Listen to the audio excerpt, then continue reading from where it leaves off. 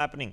Let me open up this conversation. Alok Mehta stays on with us. PK Basu is joining us on the broadcast, and Jim Rice is joining us on the broadcast as well. He happens to be situated in the Philippines, where he's a professor of international law. Mr. Rice, incidentally, I met with President Marcos in New Delhi just a couple of weeks ago at one of the state banquets that have been organized in his honor.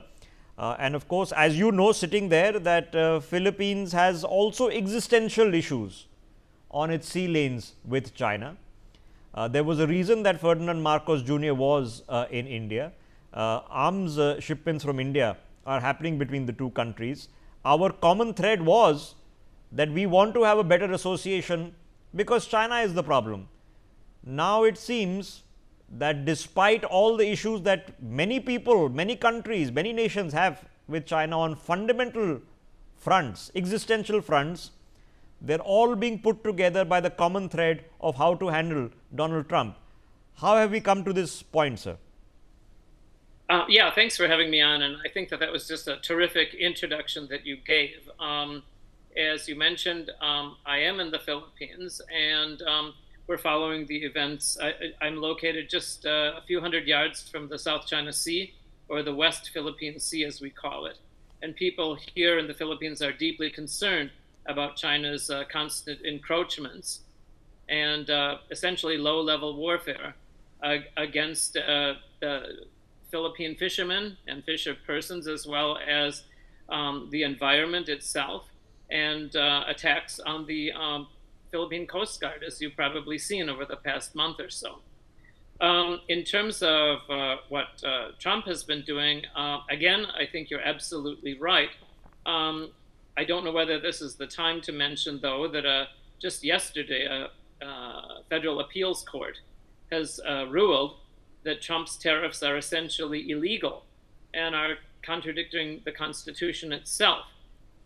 This will be appealed to the Supreme Court, and we will find out in October as to whether Trump's tariffs will be overturned or not.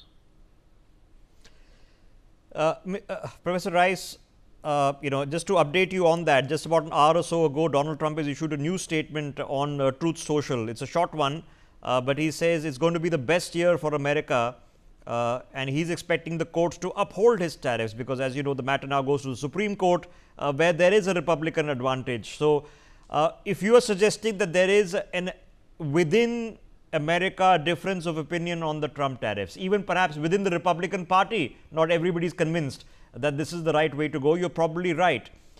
But regardless of how this plays out, if it had been a matter of a couple of weeks or a couple of months, well, all the global economy could have absorbed the disruption. But this is continuing. Just yesterday, the French president, the German chancellor were holding a press conference, and they were now talking about reciprocal tariffs because Trump has now threatened more tariffs on digital laws in Europe. Brazil is also now planning reciprocal tariffs. So the world is in a chaotic situation, and most of the people who are trying to do business, and they're not interested in the geopolitics of this. They're just trying to make a living. All right. They're trying to eke out, profit margins and keep the world trade running, and that's not done by any of these global leaders. That's by the small companies that do trade. They are just confused, and orders are being put on hold because of the confusion.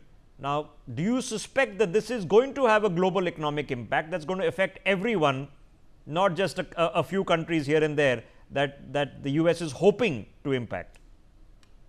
Unfortunately, I think you're right.